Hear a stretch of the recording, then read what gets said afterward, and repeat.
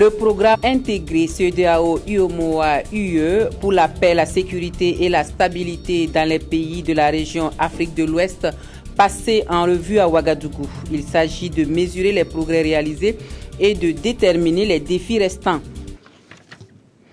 Pour ouvrir ce journal, direction le palais présidentiel de Kosiam, où le président de Faso a reçu ce matin la présidente de la Haute Chambre de Parlement de la République de Namibie.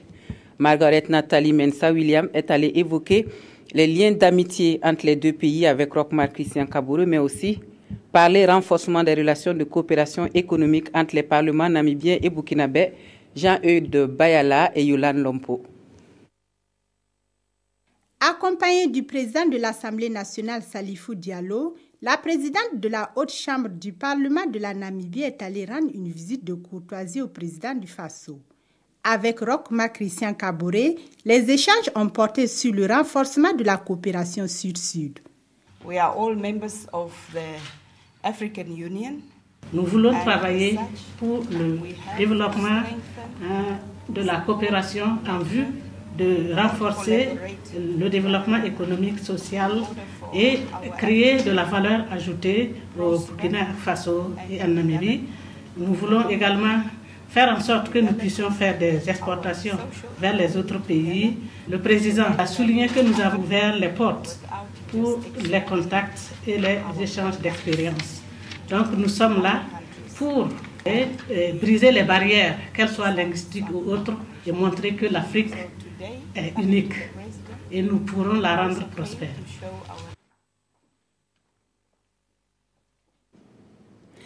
La CEDEAO, l'UEMOA et l'Union européenne, dans une synergie d'action pour aider les États de la région Afrique de l'Ouest dans leur quête de paix, de sécurité et de stabilité politique, ont conclu un accord pour la mise en œuvre d'un programme régional intégré. Des experts de la CEDEAO sont à Ouagadougou pour mesurer les progrès réalisés et voir les défis qui restent à relever.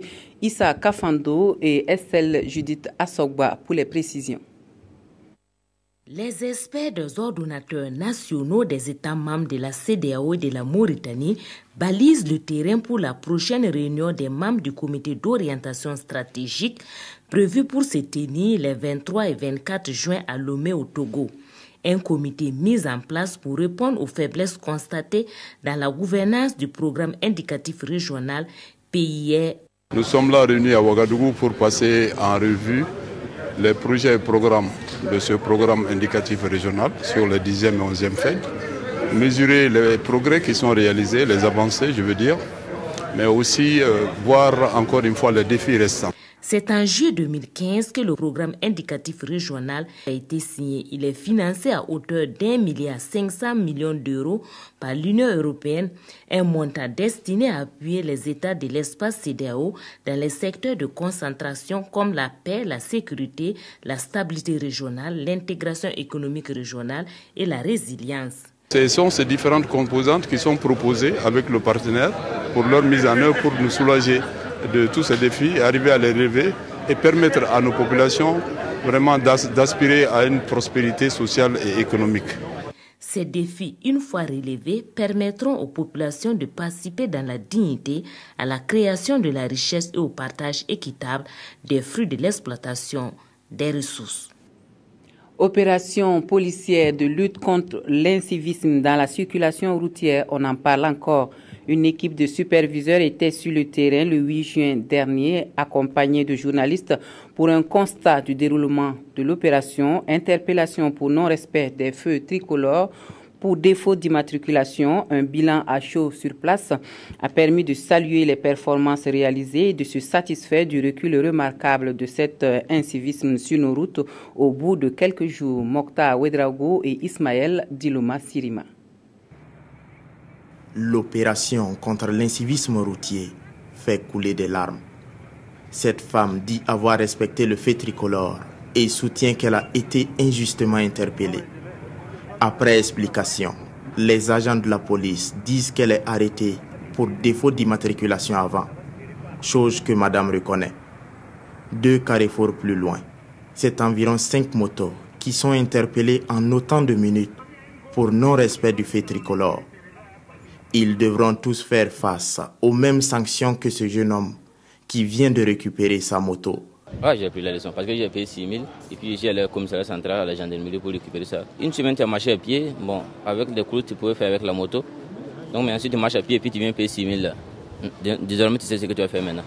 Débutée le 31 mai dernier, l'opération a permis la saisie de 995 engins à 2 roues et de 129 voitures. Depuis que nous avons entamé cette opération, il y a quand même une légère baisse de l'incivisme routier, surtout au niveau des carrefours. Et on voit que les gens deviennent de plus en plus respectueux des feux tricolores. Bon, la preuve est que le premier jour de notre opération, nous avons saisi 364 engins. De nos jours, n'est-ce pas, nous vacillons entre 80 et 120 par jour. Les responsables de la police, section circulation et sécurité routière, pensent poursuivre l'opération pour ramener l'incivisme routier au niveau zéro. Et contre la montée de l'extrémisme violent au Burkina Faso, le ministère en charge de l'administration territoriale veut combattre le mal à la racine.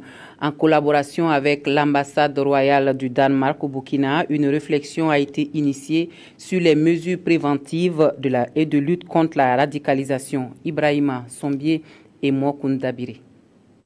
Le Burkina Faso est vulnérable à l'extrémisme violent et les conditions structurelles de sa propagation semblent plus que jamais favorables. C'est le résultat de la recherche menée en 2014 par le Centre pour la gouvernance démocratique, CGD. Les différentes attaques terroristes essuyées par le Burkina en sont une illustration. À ces actions, le ministre Simon Compaoré veut opposer la prévention. Cette rencontre commande donc des experts de la question et des coutumiers, des réflexions sur les mesures de lutte contre le phénomène. Il ne faut pas lui donner un répit, 1 centimètre carré de place pour s'épanouir. Et là, ce n'est pas seulement la police, la gendarmerie qui peuvent, à eux tout seuls, contrer cet extrémisme violent. C'est aussi les populations, dans leur lieu de travail, dans leur lieu d'habitation, qui peuvent accompagner par des renseignements, mais aussi par une veille vigilante. La lutte contre l'extrémisme dans le Sahel, le Danemark en a fait une priorité. Pour son ambassadeur au Burkina, la solution du mal est intimement liée à la participation constructive des populations dans la prévention au niveau local. Les événements de janvier de cette année ont souligné l'importance que nous renforcions notre travail pour arrêter l'extrémisme violent. Simon Compaoré nourrit l'espoir que de ces réflexions résulteront des propositions concrètes pour venir à bout de l'extrémisme violent.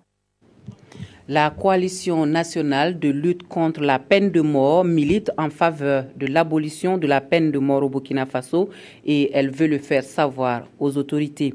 Face à la presse, la coalition défend la sacralité de la vie comme argument principal de sa démarche. Des précisions avec Amadou Ilboudou et Abdoul Rasmane Zongo. À quand l'abolition de la peine de mort au Burkina Faso? La question taraude de l'esprit d'une coalition très favorable à la cause abolitionniste. Explication. La peine de mort, toujours présente donc dans notre dispositif juridique, est anticonstitutionnelle parce qu'il est contraire donc aux dispositions donc de notre constitution donc qui affirme le caractère sacré de la vie. On ne peut pas en même temps affirmer le caractère sacré de la vie et requérir donc la peine de mort à travers notamment notre code pénal. Ça, c'est la première chose. La seconde chose, c'est que le Burkina Faso a adopté un certain nombre d'instruments internationaux, notamment la Déclaration universelle des droits de l'homme et des peuples, le Pacte international relatif aux droits civils et politiques, ainsi que d'autres instruments, par exemple régionaux, comme la Charte africaine des droits de l'homme et des peuples, qui réaffirment le caractère sacré de la vie, le caractère inviolable de la vie. Et donc, partant de là, il appartient donc aux autorités qui ont souscrit donc à toutes ces conventions-là de faire les réformes législatives et réglementaires nécessaires pour extirper donc la peine de mort du dispositif législatif donc burkinabé. Afin de mieux se faire entendre et comprendre, la Coalition nationale contre la peine de mort au Burkina Faso envisage une série d'activités désignées sous le vocable de formation, sensibilisation et plaidoyer. Autre point de l'actualité, les acteurs de la microfinance communautaire partagent leurs expériences dans le domaine de l'approche des groupes villageois d'épargne et de crédit expérimentés au Burkina Faso depuis 2006 grâce à Plan Burkina. L'approche VLC exécutée dans le centre-nord, le centre-est et le sud-ouest a jusque-là donc permis aux villageois de s'en sortir. Mathias Drabo et Oumou Sissé nous donnent des précisions. 1,2 milliard de francs CFA. C'est ce montant épargné par les femmes des villages des régions du centre-nord, du centre-est et du sud-ouest, avec l'approche des groupes villageois d'épargne et de crédit, approche VLC. Une approche initiée par Plan International depuis 2006. Les femmes se mettent en groupe par affinité et à travers ces groupes, il y a un certain nombre de modules, jusqu'à 9 modules que nous dispensons pour accompagner les femmes à pouvoir comprendre comment elles peuvent mobiliser les petites ressources qu'elles gagnent et pouvoir épargner et puis se faire elles-mêmes des crédits. Des crédits utilisés pour des activités génératrices de revenus. L'approche VLC compte aujourd'hui plus de 80 000 membres, dont 99% de femmes, dans 3 828 groupes d'épargne. Nous disons qu'à travers vraiment ces microcrédits que nous soutenons les femmes à avoir, ça va les permettre à épargner et à lutter contre la pauvreté au sein de leur communauté. Et si elles peuvent lutter contre la pauvreté, spécialement, elles peuvent contribuer à l'éducation et à la santé des enfants. Séduits par l'approche VLC, 44 groupes de jeunes filles et de garçons âgés de 10 à 25 ans ont déjà été formés. Des groupes d'épargne pour hommes sont en train d'être créés, toujours avec l'appui de Plan International. En culture, le Burkina Faso accueille cette année le plus grand rendez-vous africain de la danse contemporaine. La 10e édition de la triennale Danse l'Afrique Danse se tiendra à Ouagadougou du 26 novembre au 3 décembre prochain. Financée par la France et le gouvernement burkinabé, l'organisation du festival est confiée au chorégraphe burkinabé Irène Tassambedo, Salia Sanou et Seydou Boro. Thème retenu de la mémoire et de la transmission, le comité d'organisation a rencontré la presse avant-hier. Salifou Belem, Claudine Bikaba. La 10e édition du festival Danse l'Afrique Danse, annoncée ici par les grosses pointures de la danse contemporaine burkinabé. Elles ont été désignées pour organiser cette manifestation continentale qui se tiendra du 26 novembre au 3 décembre prochain sous la dénomination de l'Afrique Danse à Ouagadougou.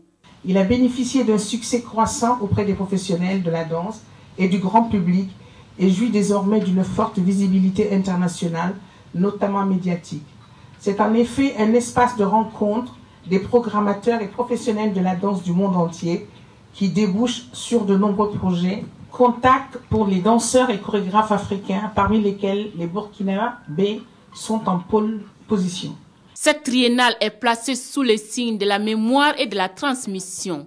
Pour ce faire, des pièces primées aux éditions précédentes seront reprises par les jeunes chorégraphes. Les mamans comme Germaine Akoni, Elzia Wollaston, qui sont des vrais les pionniers quelque part de la danse en Afrique. Après, nous avons la génération de Alassane Congo, de Irène Tassambedo. Ils sont vraiment très très nombreux qui ont transmis la flamme à une autre génération. Et aujourd'hui, nous avons des jeunes qui arrivent, qui se battent, qui font exister des choses. Il est aussi prévu, en plus de la danse, de la musique, des expositions photos, des conférences, débats et des masterclass. Aussi, dans l'esprit de la danse pour tout le monde, les hôpitaux, les prisons vont vibrer au rythme de la danse. On tend vers une réforme de la Semaine nationale de la culture. La réflexion est déjà lancée par le département en charge de la culture pour l'édition à venir. Et les premières propositions sont sur la table pour redynamiser la biennale culturelle. Mokta Ouedraogo, Pascal Kané. Après plus de 30 ans de tenue de la Semaine nationale de la culture, la biennale de la culture au Burkina Faso commence à montrer des signes d'essoufflement. La routine s'installe, les spectacles tombent dans la monotonie et le public de plus en plus absent. Une réforme s'impose et c'est ce que le ministère de la Culture s'attelle à faire. Pour l'édition 2018, la réflexion est lancée avec des experts de la question culturelle pour revoir les contenus de la manifestation. Certaines activités reviennent donc de façon récurrente, telles que le carnaval. Et là, effectivement, il y a des risques de folklorisation qui peuvent exister. C'est de voir qu'est-ce qui peut être fait donc, à ce niveau-là.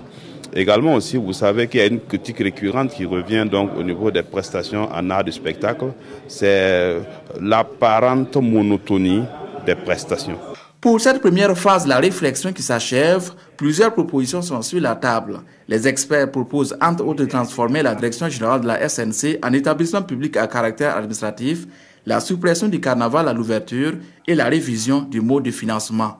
Toutes les propositions sont importantes, que ce soit l'incendie, que ce soit la médiocrité de certaines prestations, que ce soit la recherche de financement, c'est des défis que nous devons relever. Et ce n'est pas la veille d'une édition de SNC que tout cela se décide. C'est longtemps avant et c'est à partir de ce moment que nous pouvons déjà avoir une vision assez claire de ce qui nous attend. La réflexion se poursuivra en juillet et la version finale de la nouvelle SNC sera adoptée en août. Retour au Burkina Faso pour refermer ce journal par la lecture croisée de nos quotidiens de ce jour qui font tous écho de la grève des boulangers et pâtissiers ainsi que de la course aux maires dans les différentes communes. Sibidi Issa Lankwande a lu les journaux pour nous. Les résultats définitifs des élections municipales n'ont toujours pas encore été proclamés par le Conseil d'État, mais au sein des quartiers généraux des partis, la pêche aux maires se poursuit. À Ouagadougou, les dés sont jetés et c'est un proche du président Roch Marc Christian Kaboré qui assumera les fonctions de bourgmestre. Ce sera Armand Bewende, sauf tremblement de terre, annonce Notre Temps. Le journal dit tenir son information de la cellule de communication du MPP qui assure que son nom a fait consensus au sein des conseillers provisoirement élus sous la bannière du parti présidentiel dans le Kadiogo. C'est dans la soirée du 8 juin que les conseillers MPP ont porté leur choix sur l'homme d'affaires écrit le soir. Au vu des résultats des dernières élections municipales dans la capitale, tout porte à croire que l'homme sera le prochain maire de la ville, renchérit le quotidien. Pour Notre Temps, même toute l'opposition et son candidat déclaré n'y pourront rien. À l'image de Ouagadougou, les autres communes aussi se cherchent des maires et le soir de prévenir. Il faut que la population soit vigilante car plus rien ne doit être comme avant dans nos mairies. Que tous ceux qui avaient été élus et qui n'ont rien foutu s'abstiennent, qu'ils sachent que dans ce Burkina, on ne vient plus faire ce que l'on veut.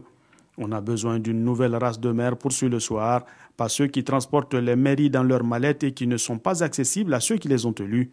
Un maire doit être proche de ses populations et doit réfléchir avec elles sur comment développer sa commune, conclut le journal. Au deuxième jour de grève des boulangers et pâtissiers, Notre Temps nous apprend que le mot d'ordre est bien respecté dans la capitale. Une grève qui ne se fait pourtant pas sans heurts. Aujourd'hui, Faso rapporte que les grévistes ont pris à partie le gérant d'une glacerie à Ouagadougou, lui intimant de fermer boutique. À Bobo du Lasso, la grève n'est que partiellement suivie. Affiche Sidoya. Voilà, on s'arrête ici pour les informations de la mi-journée sur la télévision du Burkina. Merci à vous de nous avoir suivis. Un excellent après-midi à tous et à toutes.